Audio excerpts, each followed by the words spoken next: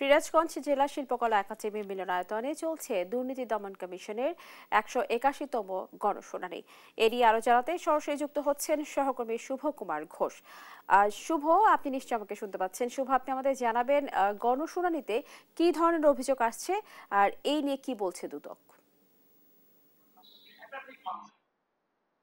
স্নেহা, আসলে দুদক থেকে সামাজিক জনসচেতনতা এবং যে দুর্নীতির প্রতিরোধ সেই প্রতিরোধের লক্ষ্যেই কিন্তু সিরাজগঞ্জে মূলত আজকে এই গণশুনানির আয়োজন করেছে দুর্নীতি দমন কমিশন।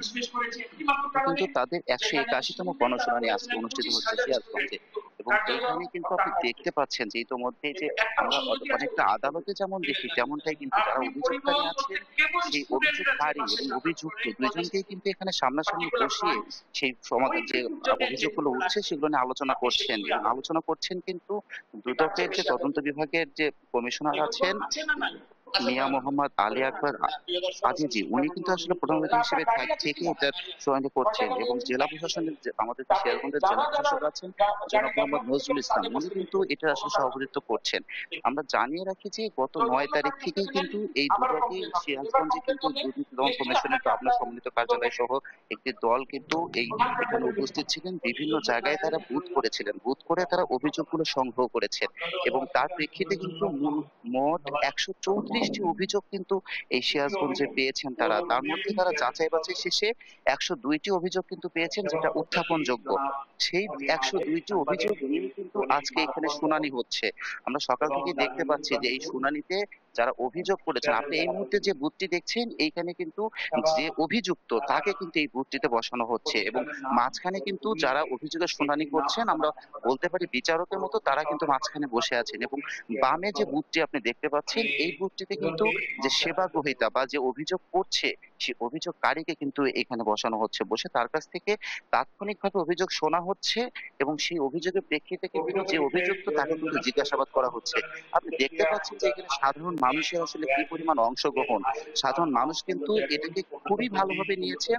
তারা কিন্তু বলছেন যে এরকম একটা আয়োজন খুবই দরকার ছিল, যেন মানুষের মধ্যে সচেতনতা তৈরি হয়। আমরা একটু সাধারণ মানুষের সঙ্গে কথা বলবো যে সাধারণ মানুষজন এটাকে কিভাবে দেখছেন, আসলে তারা এমন একটা আয়োজনকে ঘিরে কি বলছেন। আপনারা সাধারণ সচেতন মানুষ এই এমন একটা আয়োজনকে ঘিরে আপনারা আসলে কি ভাবছেন যে এমন একটা আয়োজন সমাজের জন্য কি বার্তা আনবে? আসলে এই যে দুদক যে সিরাজগঞ্জে আজকে যে মানে দুর্নীতি দমন করার জন্য এবং দুর্নীতি প্রতিরোধ করার জন্য যে সামাজিক সচেতনতা বৃদ্ধি করার জন্য যে সিরাজগঞ্জের বিভিন্ন সরকারি বেসরকারি সাহিত্য প্রতিষ্ঠানের সমস্ত লোকজনকে নিয়ে আজকে এই যে গণশুনানি যে হচ্ছে এটাতে কিন্তু সিরাজগঞ্জের মানুষের ভিতরে আমরা অত্যন্ত উৎসাহ এবং উদ্দীপনা লক্ষ্য করছি, এবং আমরা মনে করি আমরা এখন পর্যন্ত যেটা দেখছি যে এই যে গণশুনানিতে গত 7 দিন ধরে কিন্তু দুদকের পক্ষ থেকে এবং জেলা প্রশাসনের পক্ষ থেকে কিন্তু এটাকে প্রচার করার জন্য লিফলেট করেছে এবং অভিযোগ গ্রহণ করা হয়েছে, এবং 134টার মতন কিন্তু এখানে অভিযোগ মানে দাখিল করা হয়েছে। এবং আমরা এখন পর্যন্ত যেটা আমরা দেখলাম যে আমরা সমস্ত জনগণ যারা এখানে আমরা যারা রয়েছে আমরা দেখলাম ইতিমধ্যে কিন্তু 2টি অভিযোগ কিন্তু এখানে নিষ্পত্তি হয়েছে।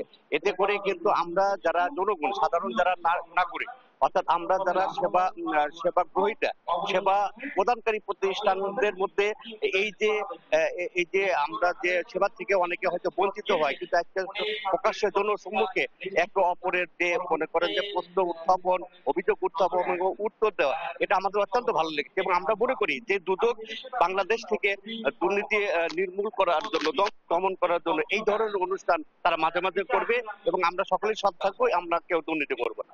ধন্যবাদ আপনাকে। উনি যেমনটা বলছিলেন আসলে আমরা কিন্তু সকাল থেকে দেখছি যে যে অভিযোগগুলো আসছে, আমরা সকালে দেখেছি যে মহিলা বিষয় পরিদর্শন আছে সেখানকার উপপরিচালকের বিরুদ্ধে অভিযোগ তুলেছিলেন। সেই অভিযোগকারী এবং অভিযুক্ত তাকে দুজনকেই কিন্তু নিয়ে সেই অভিযোগগুলো শোনা হয়েছে, শুনানি করা হয়েছে, এবং মাত্র দেখেছি সিরাজগঞ্জ সরকারি কলেজের অধ্যক্ষের বিরুদ্ধেও একটা ছাত্র কিন্তু অভিযোগ তুলেছিলেন, সেটাও কিন্তু তারা এখানে শুনানি করেছেন এবং সমাধান করেছেন।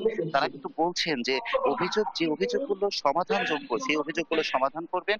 এর মধ্যে থেকে যে যে অভিযোগগুলো আসলে সমাধানযোগ্য নয়, যেগুলো এগুলোর থেকে মানে তদন্তযোগ্য, সেগুলোকে কিন্তু তারা আলাদা ফাইল করবেন, সেগুলো ফাইল করে সেগুলো তদন্ত হবে এবং প্রয়োজনীয় আগামীতে সেই প্রয়োজন অনুযায়ী ব্যবস্থা গ্রহণ করা হবে। স্নেহা, এই ছিল আসলে সিরাজগঞ্জ থেকে দুদকের গণশুনানির সর্বশেষ তথ্য।